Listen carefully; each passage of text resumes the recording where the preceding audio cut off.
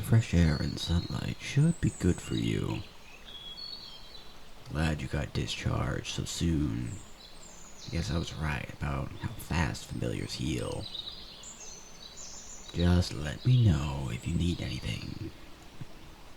Let me know if you see anything suspicious around here. And try to be more careful, kid. Why do I call you what? Kid? I don't care if you're technically an adult. I've lived for hundreds of years. So relative to me, you're a child. Sure, I guess you're mature for someone who's supposed to be in college. But you're still naive to the ways of the world. How old are you, anyway? 20. Can't even drink yet. Ah, the innocence of youth. It's cute, really. But back to the point. As I was saying, you need to be on higher alert. I know you haven't interacted with anyone other than me since you got here.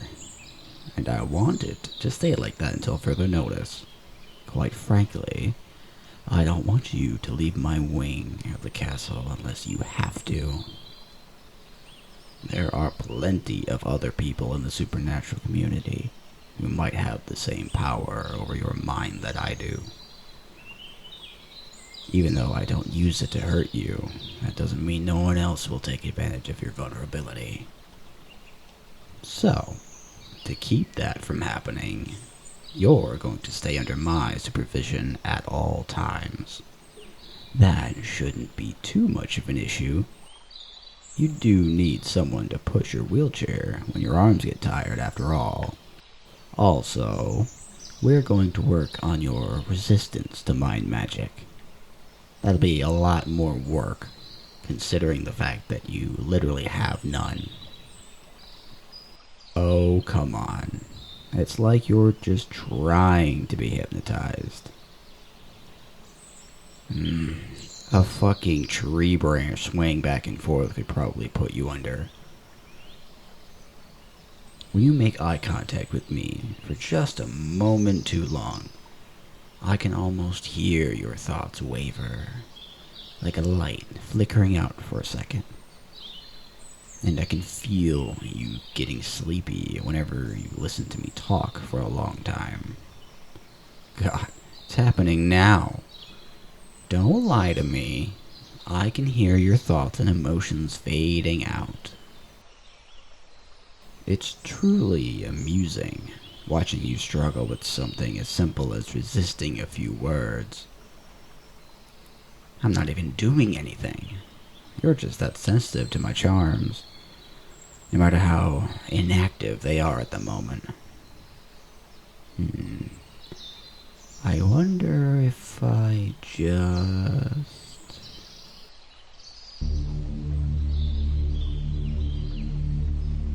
And there you go.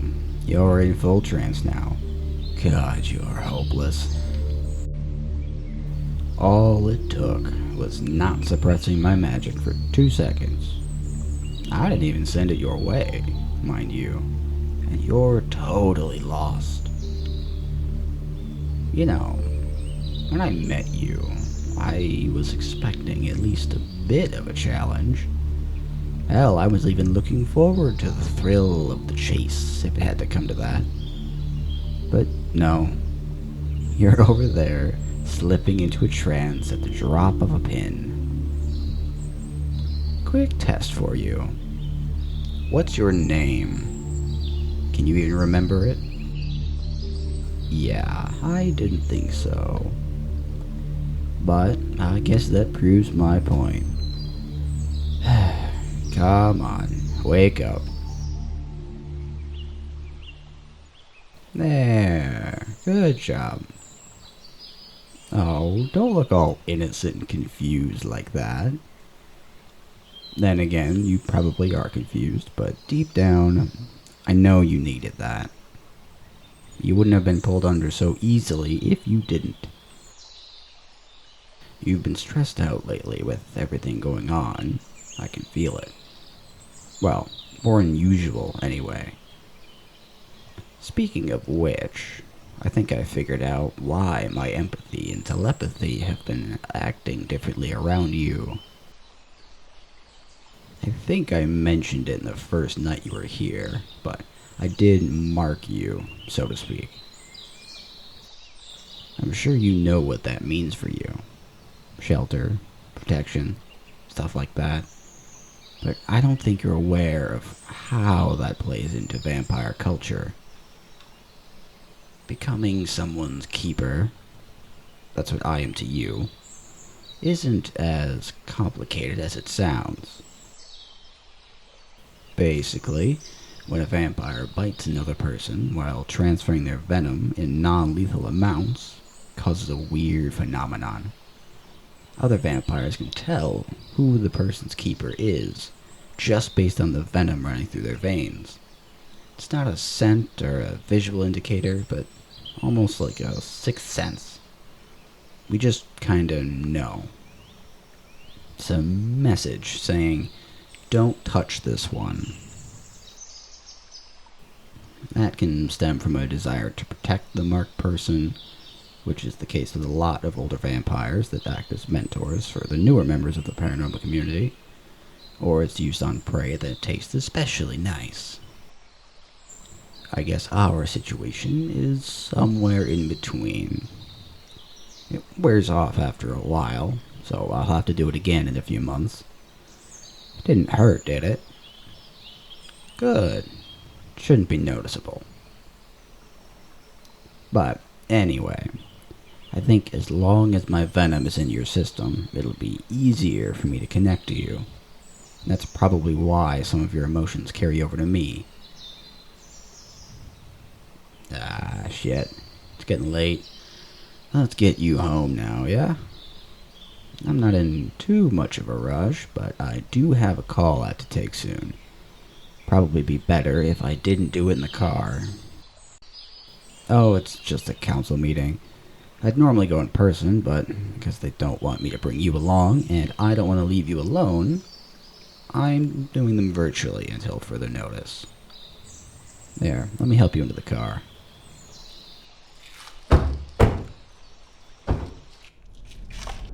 By the way, how's the wheelchair?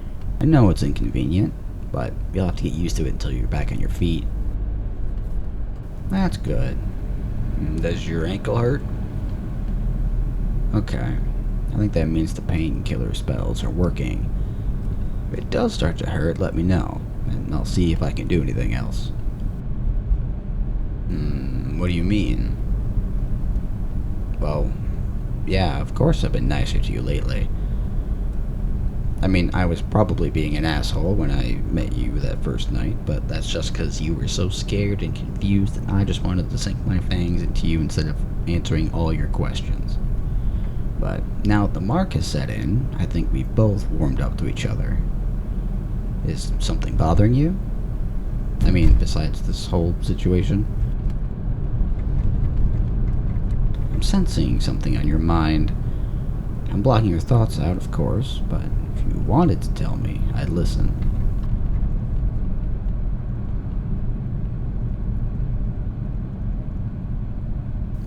What? Look, I've said this before, and I'll say it again. You're not pathetic. And you're most definitely not inferior to any other supernaturals. So I have no clue where that came from. No, I thought you might start talking about that sometime.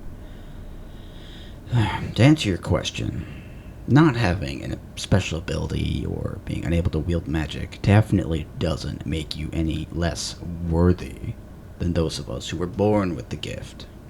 And it is possible, unlikely, but possible, that you could manifest your skills later in life. No one would judge you if it didn't either. I don't want to sound corny or cliche when I say this, but you are plenty unique in many other ways.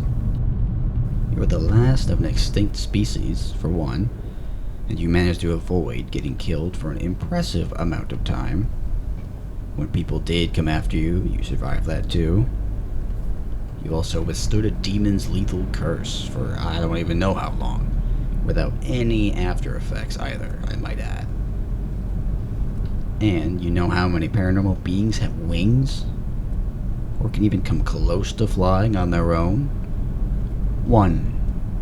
And they're sitting right next to me. All that's to say, I wouldn't care whether you were the most powerful wielder ever, or simply a regular human. Just that you're here, and that you're mine. I'm not being overprotective because I think you're incapable of fending for yourself. You've proved that you can do that already. I'm taking care of you like this for my sake too. By that I mean, I need you to stay alive. Like I explained earlier, you're marked. But I didn't mention that if you die... Well, let's put it this way. If you die, I'm fucked. No, I won't die with you. Vampires are pretty much immortal. It would just be an incredibly shitty feeling for an incredibly shitty amount of time. Physically, I'd be in a lot of mild pain and hunger.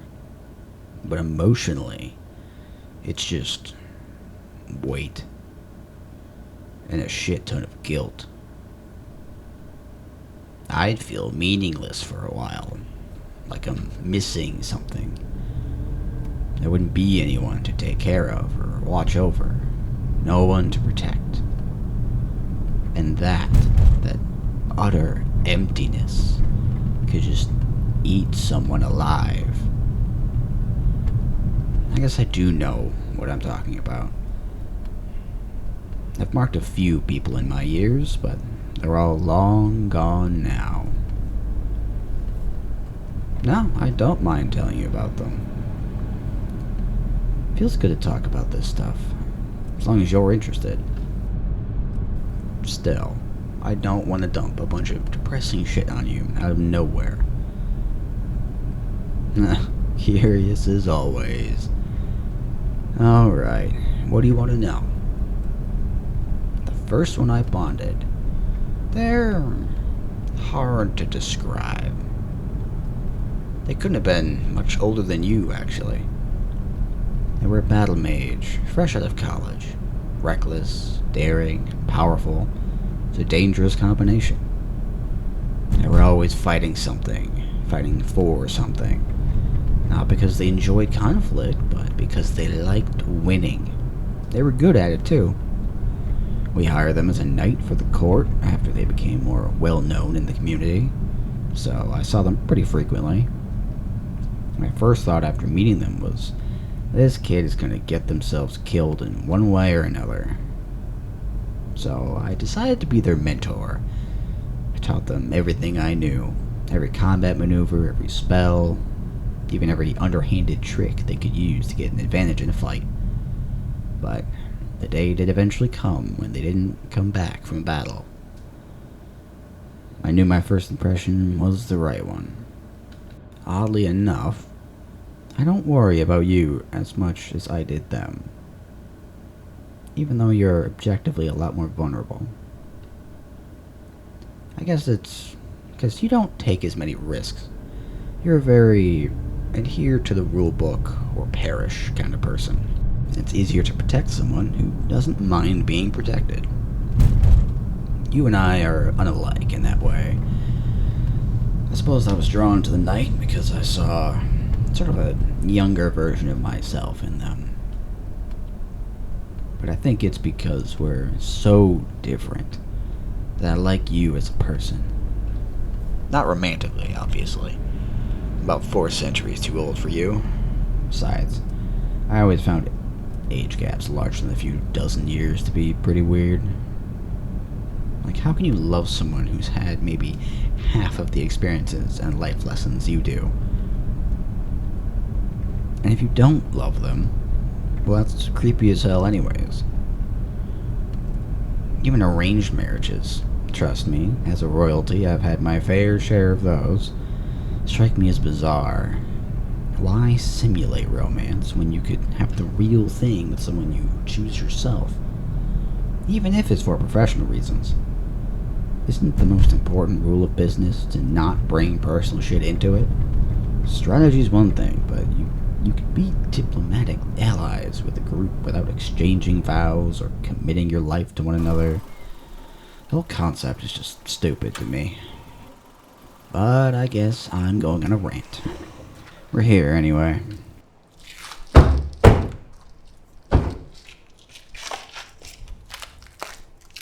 Right on time. The council's calling.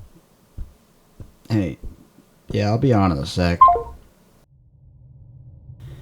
You can do something else, or go to bed, or listen in if you'd like.